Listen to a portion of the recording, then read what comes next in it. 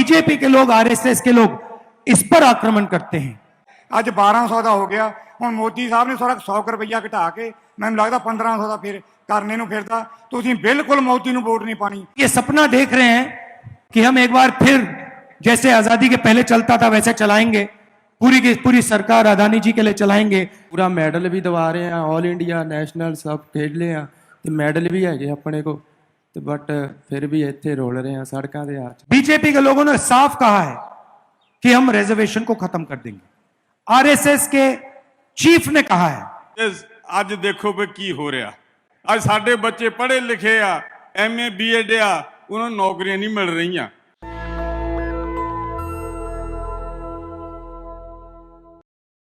हिंदुस्तान की इंडिपेंडेंस के बाद पहली बार संविधान पर आक्रमण हो रहा है। नरेंद्र मोदी जी, अमित शाह जी और बीजेपी के नेताओं ने साफ कह दिया है कि अगर वो चुनाव जीतेंगे तो वो अंबेडकर जी के संविधान को, गांधी जी के संविधान को रद्द कर देंगे, फाड़ के फेंक देंगे। अब सबसे पहले ये जो संविधान है ये सिर्फ एक किताब नहीं है। और लोग कहते हैं कि ये संविधान आजादी के टाइम बना था, मगर वो सही नहीं है, क्योंकि इस संविधान में जो सोच है वो आजादी से बहुत पुरानी सोच है। वो गुरु नानक जी की सोच है। उसमें हिंदुस्तान के अलग अलग महापुरुषों की सोच है। फूले जी की सोच है, गांधी जी की सोच है, बुद्धा की सोच है, नारायण गुरु, बसवना, अलग अलग महापुरुषों की सोच इसके अंदर है। और जब बीजेपी के लोग, आरएसएस के लोग इस पर आक्रमण करते हैं तो वो हिंदुस्तान के इतिहास पे, हिंदुस्तान की हिस्ट्री पे, हिंदुस्तान का जो दिल है उस पर आक्रमण कर रहे हैं। तो इस चुनाव में सबसे जरूरी बात अंबेडकर जी का, गांधी जी का जो संविधान है उसकी रक्षा करने का मिशन है। और हम सब मिलकर, कांग्रेस पार्टी के कार्यकर्ता, कांग्रेस पार्टी के सारे नेता, हम सब मिलकर जनता के साथ यह काम पूरा करेंगे। शहीद भगत सिंह जी की बात करते हैं और उनके बारे में कहा जाता है कि वो हिंदुस्तान के लिए शहीद हुए। यह बिल्कुल सच है, मगर यह नहीं कहा जाता कि वो एक बहुत गहरे पॉलिटिकल थिंकर थे। और अगर आप उनकी सोच को देखें तो उनकी भी सोच संविधान में रिप्रेजेंटेड है। तो इसीलिए मैं यहां आया हूं आपसे कहने कि जो भी हिंदुस्तान के लोगों को मिला है, दलितों को मिला है, आदिवासियों को, पिछड़े वर्ग को, किसानों को, जो भी मिला है, जमीन का हक हो, रिजर्वेशन हो, पब्लिक सेक्टर हो, जो भी मिला है इस किताब के माध्यम से मिला है। और आज बीजेपी के लोग खुलकर इस पर आक्रमण कर रहे हैं। आपके सवाल हो, 2-3 सवाल हो जो आप मुझसे पूछना चाहें, पूछिए प्लीज, मैं आपके जवाब देता हूं। 1 सेकंड माइक दे देंगे आपको। कौन कौन सवाल पूछेगा? यहां से पूछेंगे। बोलिए बोलिए।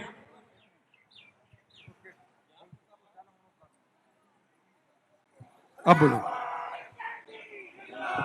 पूछो पूछो। ਵਾਹਿਗੁਰੂ ਦਾ ਖਾਲਸਾ, ਵਾਹਿਗੁਰੂ ਦੀ ਫਤਿਹ। ਬੇਨਤੀ ਇਹ ਆ ਵੀ ਅਸੀਂ ਤੁਹਾਨੂੰ ਕਾਮਯਾਬ ਬਣਾਵਾਂਗੇ। ਨਰੇਗਾ ਵਾਲੀਆਂ ਬੀਬੀਆਂ ਦੀ 400 ਰੁਪਈਆ ਦਿਹਾੜੀ ਹੋਣੇ ਚਾਹੀਦੀ ਆ। ਬੱਚੇ ਸਾਡੇ ਭੁੱਖੇ ਮਰਦੇ ਆ, ਉਹਨਾਂ ਨੂੰ ਨੌਕਰੀਆਂ ਦਿਵੋ। ਉਹਨਾਂ ਦੇ ਬੱਚਿਆਂ ਦੀ ਜ਼ਿੰਦਗੀ ਜ਼ਿਆਦਾ ਖਰਾਬ ਹੋਈ ਹੋ। ਨਸ਼ੇ ਤੁਸੀਂ ਬੰਦ ਕਰਾਓ। देखिए, थोड़ी थोड़ी मैं पंजाबी समझ जाता हूं तो कोशिश करता हूं। हमने मैनिफेस्टो में लिखा है कि नरेंद्र मोदी जी ने 22 लोगों के लिए सरकार चलाई है, अरबपति बनाने का काम किया है। मजदूरों को आज मनरेगा में 250 रुपए मिलते हैं। 4 जून के बाद हिंदुस्तान के सब लोग जो मनरेगा में काम कर रहे हैं उनको 400 रुपए मिलेगा। हमने ये कह दिया है, हम इसको कर देंगे। दूसरी बात, आशा और आंगनवाड़ी में जो महिलाएं काम करती हैं उनकी जो आमदनी है हमें लगता है कि वो बहुत कम है। 4 जून के बाद उसको भी हम दुगना कर देंगे। और आखिरी बात, सरकारी ऑफिसेज में, पब्लिक सेक्टर में नया फैशन बना है कि मजदूरी टेम्पररी बेसिस पे, कॉन्ट्रैक्टर बेसिस पे करी जाती है। हम इसको बंद करना चाहते हैं।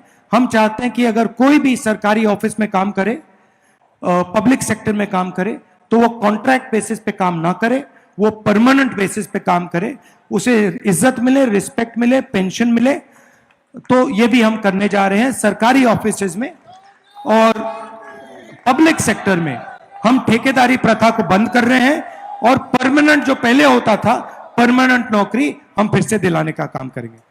जहां तक आपने ड्रग्स की बात कही है, यह बात सबसे पहले मैंने यहां पंजाब में आकर उठाई थी और लोगों ने मेरा मजाक उड़ाया था। और आप बिल्कुल सही कह रही हैं, पंजाब से ये जो ड्रग का मेनेस है इसको मिटाना है।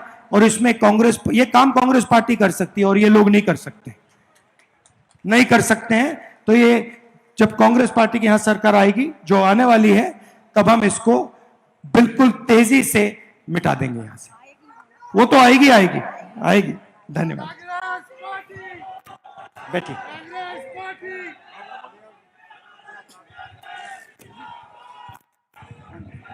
मैं ਗਿਆਨਚੰਦ ਇੱਕ ਆਮ ਆਦਮੀ ਮੈਂ ਗਿਆਨਚੰਦ ਇੱਕ ਆਮ ਆਦਮੀ ਆ। ਮੈਂ ਲੱਕੜ ਦਾ ਕੰਮ ਕਰਦਾ ਸੀ। ਅੱਜ ਤੋਂ 10 ਸਾਲ ਪਹਿਲਾਂ ਬਹੁਤ ਵਧੀਆ ਕੰਮ ਚੱਲਦਾ ਸੀ। ਅੱਜ ਹਾਲਾਤ ਇਹ ਹੋ ਗਏ ਕਿ ਸਾਰੇ ਅਸੀਂ ਘਰ ਦੇ ਰੋਟੀਆਂ ਆਵਾਜ਼ਾਰ ਹੋ ਗਏ। ਮੇਰੇ ਖਿਆਲ ਆ ਕਿ ਮੇਰੇ ਵਰਗੇ ਤੁਹਾਡੇ ਵੀ ਬਹੁਤ ਸਾਰੇ ਬੱਚੇ ਆ ਜਿਹੜੇ ਘਰਾਂ 'ਚ ਡਿਗਰੀਆਂ ਕਰਕੇ ਬੈਠੇ ਆ। ਕੋਈ MBA, ਕੋਈ BCA, ਕੋਈ ਕੁਝ ਕਰਕੇ ਬੈਠਾ, ਕਿਸੇ ਨੂੰ ਕੋਈ ਕੰਮ ਨਹੀਂ, ਕੋਈ ਐਸਾ ਇਲਾਕੇ 'ਚ ਫੈਕਟਰੀ ਨਹੀਂ। ਬਹੁਤ ਲੋਕ ਦੁਖੀ ਆ। ਮਹਿੰਗਾਈ ਇੰਨੀ ਹੋ ਗਈ, ਜਿਹੜਾ ਸਿਲੰਡਰ 350 ਦਾ ਸੀ ਅੱਜ 1200 ਦਾ ਹੋ ਗਿਆ। ਹੁਣ ਮੋਦੀ ਸਾਹਿਬ ਨੇ ਸਾਰਾ 100 ਰੁਪਈਆ ਘਟਾ ਕੇ ਮੈਨੂੰ ਲੱਗਦਾ 1500 ਦਾ ਫਿਰ ਕਰਨੇ ਨੂੰ ਫਿਰਦਾ। ਤੁਸੀਂ ਬਿਲਕੁਲ ਮੋਦੀ ਨੂੰ ਵੋਟ ਨਹੀਂ ਪਾਣੀ। ਵੋਟ ਸਾਡੇ ਆ ਪ੍ਰਧਾਨ ਮੰਤਰੀ ਦੇ ਜਿਹੜੇ ਹੱਕਦਾਰ ਆ, ਇਹਨਾਂ ਨੂੰ ਵੋਟ ਦਿਓ ਤਾਂ ਕਿ ਇਹਨਾਂ ਨੂੰ ਵੋਟ ਪ੍ਰਧਾਨ ਮੰਤਰੀ ਬਣਾਈਏ, ਤਾਂ ਕਿ ਅਸੀਂ ਆਪਣੇ ਹੱਕ ਲਈਏ।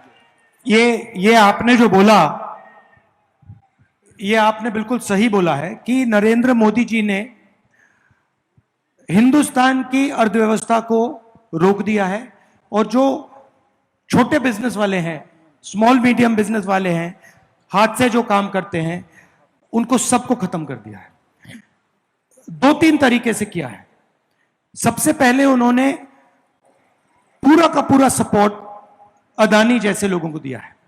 अब अदानी जैसे लोग जो हैं, जब ये इनको पैसा देते हैं तो ये पैसा हिंदुस्तान में खर्च नहीं करते हैं। ये पैसा अमेरिका में जाके, जापान में जाके, दुबई में जाके ये लोग खर्च करते हैं। तो इससे हिंदुस्तान की अर्थव्यवस्था को फायदा नहीं होता। पहली बात यह है।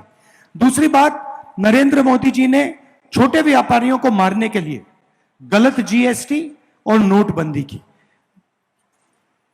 मीडिया कहता है कि नोटबंदी और GST से देश को फायदा हुआ है, मगर सच्चाई यह है और पूरा हिंदुस्तान जानता है कि नोटबंदी और GST ने हिंदुस्तान का नुकसान किया और खासतौर से जो छोटे बिजनेसेस हैं उनको खत्म किया। अब देश में रोजगार छोटे बिजनेसेस देते हैं। अंबानी जी देश को रोजगार नहीं देते, अदानी जी रोजगार नहीं देते। तो मैं आपको अपनी सोच के बारे में बताना चाहता हूं। हमारा प्लान क्या है? सबसे पहले किसानों को हम गारंटीड कानूनी मिनिमम सपोर्ट प्राइस दे रहे हैं, तो और उनका कर्जा माफ करने जा रहे हैं।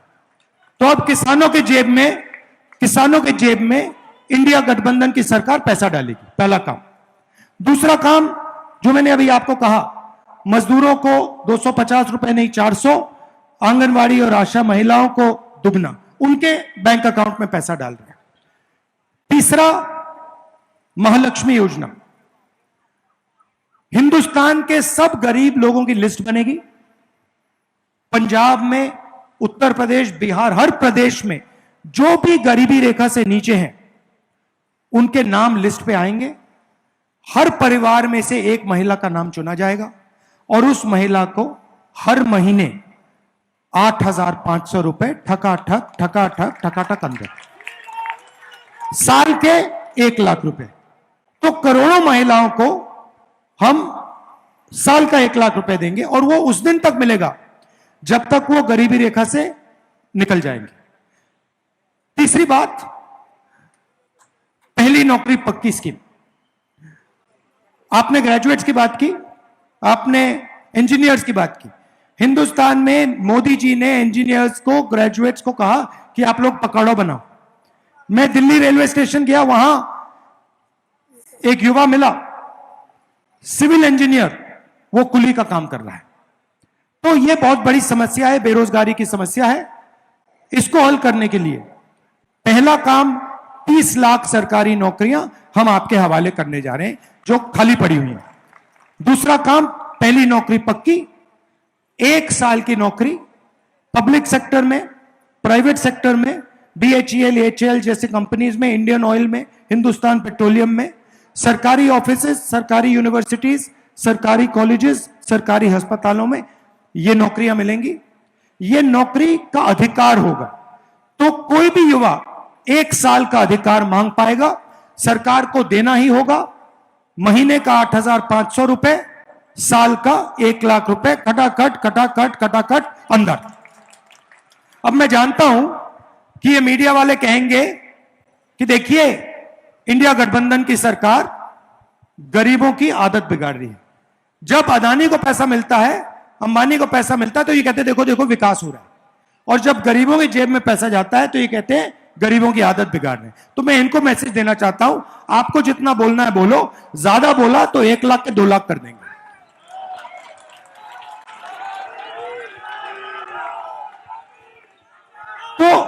तो हमारा आइडिया क्या है, जो नरेंद्र मोदी जी ने आपके जेब से निकाला, गलत GST लगाकर, नोटबंदी, अदानी की मदद करके, किसान का जो बिल लाए, जो आपने उनके जेब से निकाला पिछले 10 साल, वो हम आपके जेब में डालना चाहते हैं। अब ये मत सोचिए कि हम सिर्फ आपके जेब में पैसा डालना चाहते हैं।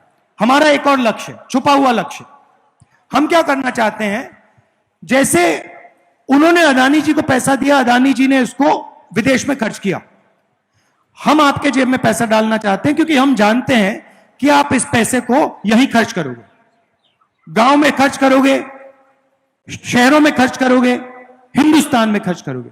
जैसे ही आप ये पैसा खर्च करना शुरू करोगे, कैसे खर्च करोगे, कोई शर्ट खरीदेगा, पैंट, जूते, camera, mobile phone, motorcycle, scooter, ये चीजें खरीदोगे। जैसे ही आप ये चीजें खरीदना शुरू करोगे, इन सारे के सारे प्रोडक्ट्स का डिमांड बढ़ेगा। जैसे डिमांड बढ़ेगा, फैक्ट्रियां इन चीजों को बनाना शुरू कर देंगी, और उन्हीं फैक्ट्रियों में जिन लोगों की आप बात कर रहे हो, जो अनएम्प्लॉयड ग्रेजुएट्स हैं, उनको रोजगार मिलना शुरू हो जाएगा। तो हमारी सोच है कि हम हिंदुस्तान की इकोनॉमी को जंप स्टार्ट करें। जैसे गाड़ी में, मोटरसाइकिल में पेट्रोल डाला जाता है, उसके बाद चाबी घुमाई जाती है। अब नरेंद्र मोदी क्या कर रहे हैं, पेट्रोल निकाल दिया गाड़ी से, आपके जेब में से पेट्रोल निकाल दिया, सबके जेब में से पेट्रोल निकाल दिया, और वहां बैठे चाबी घुमा रहे हैं, कुछ हो ही नहीं रहा है, गाड़ी स्टार्ट ही नहीं हो रही। तो इसीलिए हम आपके जेब में पैसा डाल रहे हैं, और हम लाखों करोड़ रुपए डालेंगे, किसानों को देंगे, मजदूरों को देंगे, छोटे व्यापारियों को देंगे, युवाओं को देंगे, महिलाओं को देंगे। उसके बाद जैसे ही हम चाबी घुमाएंगे, गड़गड़ गड़गड़ गड़ स्टार्ट हो जाएगा, खटाखट इंजन स्टार्ट हो जाएगा, और उससे पहले फटाफट नरेंद्र मोदी को आउट कीजिए। तो ये हमारी सोच है, ये सपना देख रहे हैं कि हम एक बार फिर जैसे आजादी के पहले चलता था वैसे चलाएंगे, पूरी की पूरी सरकार अदानी जी के लिए चलाएंगे। हमें 2 तरीके के शहीद नहीं चाहिए, हमें सिर्फ एक तरीके का शहीद चाहिए जिसकी रिस्पेक्ट हो। शहीद भगत सिंह जी जैसे, उनकी रिस्पेक्ट है, सब लोग इज्जत देते हैं। यहां पे अभी म्यूजियम बनाया, स्टैचू बनाई, स्मारक बनाया, हर शहीद की ऐसी इज्जत होनी चाहिए। अभी 2 दिन पहले मैं एक अग्निवीर से जाके मिला, अग्निवीर के परिवार से जाके मिला जो शहीद हुआ। अभी उसको कॉम्पनसेशन नहीं मिली है, उसको शहीद का दर्जा नहीं मिला है, उसको देश भूल गया। तो ये तो एक्सेप्टेबल ही नहीं है, इसको हम एक्सेप्ट करने को तैयार ही नहीं है। इसलिए हम इसको फाड़ के फेंक देंगे। जैसे पहले हुआ करता था, जवान मजदूर नहीं होगा, जवान जवान होगा और जवान को पूरी रिस्पेक्ट मिलेगी। धन्यवाद। ਪੰਜਾਬ ਦੇ ਵਿੱਚ ਬਹੁਤ ਨਸ਼ਾ ਵੱਧ ਗਿਆ ਹੈ ਤੇ ਨੌਕਰੀ ਵੀ ਨਹੀਂ ਮਿਲਦੀ ਪਈ ਤੇ ਪੰਜਾਬ ਨੂੰ 골ਡ ਸਿਲਵਰ ਸਭ ਕੁਝ ਦੇਖ ਲਿਆ ਦਵਾ ਕੇ ਤੇ ਸਰਕਾਰ ਨਹੀਂ ਕੁਝ ਕਰ ਰਹੀ ਤੇ 23 ਈਅਰ ਮੇਰੀ 올ਡ ਈਅਰਸ ਹੋ ਗਿਆ ਤੇ ਬਾਕੀ ਸਕੂਲ ਵਾਲੇ ਤੇ ਕਾਲਜ ਵਾਲੇ ਵਜ਼ੀਫਾ ਕੋਈ ਨਹੀਂ ਦੇ ਰਹੇ ਤੇ ਬਸ ਇਹੀ ਧੱਕਾ ਚੱਲ ਰਿਹਾ ਪੂਰਾ ਤੇ ਲੜ ਰਹੇ ਆ ਪੰਜਾਬ ਦੇ ਨਾਲ। ਪੂਰਾ ਮੈਡਲ ਵੀ ਦਿਵਾ ਰਹੇ ਆ, ਆਲ ਇੰਡੀਆ ਨੈਸ਼ਨਲ ਸਭ ਖੇਡ ਲਏ ਆ ਤੇ ਮੈਡਲ ਵੀ ਹੈਗੇ ਆਪਣੇ ਕੋਲ ਤੇ ਬਟ ਫਿਰ ਵੀ ਇੱਥੇ ਰੋਲ ਰਹੇ ਆ ਸੜਕਾਂ ਦੇ ਆ। अच्छा लगा आपसे। तो इसी चीज को हम सॉल्व करना चाहते हैं, इसीलिए हम पहली नौकरी पक्की स्कीम ला रहे हैं, 30 लाख युवाओं को रोजगार देने का काम कर रहे हैं और आपके जेब में हम पैसा डालकर अर्थव्यवस्था को चालू करने की कोशिश कर रहे हैं। आपने रिजर्वेशन की बात उठाई, देखिए हिंदुस्तान में 50% पिछड़े वर्ग के लोग हैं, 15% दलित, 8% आदिवासी, 15% माइनॉरिटी, 5% गरीब जनरल कास्ट, 90% से ज्यादा ये लोग हैं। बीजेपी के लोगों ने साफ कहा है कि हम रिजर्वेशन को खत्म कर देंगे। आरएसएस के चीफ ने कहा है कि रिजर्वेशन से देश को नुकसान होता है। ਸਤਿਕਾਰਯੋਗ ਸਾਥੀਓ, ਜਵਾਨ ਦੇ ਮੈਂ ਦੂਸਰੀ ਵਾਰੀ ਦਰਸ਼ਨ ਕਰ ਰਿਹਾ। ਇੱਕ ਵਾਰ ਮੌਕਾ ਮਿਲਿਆ ਸੀ ਆਦਮਪੁਰ ਦੀ ਧਰਤੀ ਤੇ, ਅੱਜ ਸ਼ਹੀਦ ਆਜ਼ਮ ਭਗਤ ਸਰਦਾਰ ਭਗਤ ਸਿੰਘ ਜੀ ਜਿਨ੍ਹਾਂ ਨੇ ਇਸ ਧਰਤੀ ਨੂੰ ਆਪਣੇ ਖੂਨ ਨਾਲ ਸਿੰਚਿਆ, ਉਸ ਧਰਤੀ ਤੇ ਇਸ ਜਵਾਨ ਦਾ ਮੈਂ ਦਰਸ਼ਨ ਕਰ ਰਿਹਾ। ਇਹਨਾਂ ਦੇ ਦਾਦੀ ਮਾਂ ਦੀ ਜੋ ਕਾਰਗੁਜ਼ਾਰੀ ਸੀ ਉਹ ਤੋਂ ਅਸੀਂ ਬੜੇ ਪ੍ਰਭਾਵਿਤ ਸੀ। ਕੋਈ ਗਰੀਬ ਨਹੀਂ ਸੀ ਰੁਲਦਾ, ਹਰ ਬਣਨ ਦਾ ਹੱਕ ਮਿਲਦਾ ਸੀ, ਗਰੀਬਾਂ ਨੂੰ ਨੌਕਰੀਆਂ ਮਿਲਦੀਆਂ ਸੀ, ਗਰੀਬਾਂ ਦੇ ਬੱਚੇ ਸਕੂਲਾਂ ਵਿੱਚ ਵਜ਼ੀਫੇ ਮਿਲਦੇ ਸੀ, ਉਹਨਾਂ ਨੂੰ ਕਿਤਾਬਾਂ ਫ੍ਰੀ ਮਿਲਦੀਆਂ ਸੀ। ਤੇ ਅੱਜ ਦੇਖੋ ਵੀ ਕੀ ਹੋ ਰਿਹਾ। ਅੱਜ ਸਾਡੇ ਬੱਚੇ ਪੜ੍ਹੇ ਲਿਖੇ ਆ, MA BEd ਆ, ਉਹਨਾਂ ਨੂੰ ਨੌਕਰੀਆਂ ਨਹੀਂ ਮਿਲ ਰਹੀਆਂ। ਸਾਥੀਓ, ਮੈਂ ਇੱਕ ਬਹੁਤ ਹੀ ਛੋਟੇ ਜਿਹੇ ਗਰੀਬ ਪਰਿਵਾਰ ਵਿੱਚ ਉੱਠਿਆ ਤੇ ਮੈਂ ਤੇ ਆਪਣੇ ਆਪ ਨੂੰ ਭਾਗਾਸ਼ਾਲੀ ਸਮਝਦਾ ਕਿ ਜਿਨ੍ਹਾਂ ਪਿੰਡਾਂ ਦੇ ਵਿੱਚ ਕਦੀ ਫਸਲ ਨਹੀਂ ਸੀ ਹੁੰਦੀ। ਜ਼ਿਲ੍ਹਾ ਨਵਾਂ ਸ਼ਹਿਰ ਦਾ ਉਦੋਂ ਸਾਡਾ ਜ਼ਿਲ੍ਹਾ ਜਲੰਧਰ ਹੁੰਦਾ ਸੀ ਤੇ ਉੱਥੇ ਕਦੀ ਸਰਦਾਰ ਪ੍ਰਤਾਪ ਸਿੰਘ ਜੀ ਕੈਰੋਂ ਮੁੱਖ ਮੰਤਰੀ ਬਣੇ ਪੰਜਾਬ ਦੇ, ਉਹਨਾਂ ਨੇ ਬੇਈ ਕਢਵਾਈ, ਧਰਤੀ ਆਬਾਦ ਹੋ ਗਈ, ਸੇਮ ਚੱਕੀ ਗਈ। ਅੱਜ ਸੱਜਣੋ, ਸਾਡੇ ਪਿੰਡਾਂ ਦੇ ਵਿੱਚ 25-25 ਕੁਆਂਟਲ ਕਣਕ ਤੇ 35-35 ਕੁਆਂਟਲ ਝੋਨਾ ਨਿਕਲ ਰਿਹਾ। ਪਰ ਦੁੱਖ ਦੀ ਗੱਲ ਇਹ ਆ, ਇਹ ਪੰਜਾਬ ਦੇ ਲੋਕ ਮਿਹਨਤੀ ਆ, ਇਮਾਨਦਾਰ ਆ, ਪਰ ਜਿਹੜੇ ਸਾਡੇ ਨਾ ਰਾਜੇ ਆ, ਪਹਿਲਾਂ ਪ੍ਰਜਾ ਰਾਜ ਦੇ ਵੇਲੇ ਸੁਖੀ ਹੁੰਦੀ ਸੀ, ਅੱਜ ਪ੍ਰਜਾ ਦੁਖੀ ਆ। ਮੈਂ ਰਾਹੁਲ ਜੀ ਤੁਹਾਨੂੰ ਇੱਕੋ ਬੇਨਤੀ ਕਰਨੀ ਚਾਹੁੰਦਾ, ਇਹਨਾਂ ਪੰਜਾਬ ਦੇ ਲੋਕਾਂ ਨੂੰ ਨਾ ਭੁੱਲਿਓ, ਇਹ ਤੁਹਾਡੇ ਨਾਲ ਖੜੇ ਆ। ਮੈਂ ਕਹਿਣੀਆਂ ਤੁਹਾਡਾ ਇਸ ਧਰਤੀ ਤੇ ਆਉਣ ਤੇ ਧੰਨਵਾਦ, ਦਿਲੋਂ ਧੰਨਵਾਦ करदा। जी आए, वाहेगुरु जी का खालसा, वाहेगुरु जी की। 10 साल आपने हिंदुस्तान को प्रधानमंत्री दिया, मनमोहन सिंह जी दिए, और उन्होंने देश को, अर्थव्यवस्था को सही तरीके से चलाया था। तो पंजाब का रोल रहा है हिंदुस्तान को चलाने में। आप हिंदुस्तान को रास्ता दिखाते हो, आप देश को भोजन देते हो और देश को डायरेक्शन देते हो। तो आपकी जिम्मेदारी है कि तो आक्रमण बीजेपी के लोग, आरएसएस के लोग आप पर कर रहे हैं, संविधान पर, पंजाब पर, इसको आप रोकिए और भारी बहुमत से यहां पर कांग्रेस पार्टी के कैंडिडेट सिंगला जी को आप नेशनल दस्तक की आपसे गुजारिश है कि अगर इसको बचाना चाहते हैं तो नेशनल दस्तक को सब्सक्राइब करने के लिए रेड कलर के सब्सक्राइब बटन को दबाएं, फिर बेल आइकन की घंटी दबाएं। नेशनल दस्तक को बचाने के लिए बहुत जरूरी है कि हर खबर को शेयर करें, लाइक करें, कमेंट जरूर करें।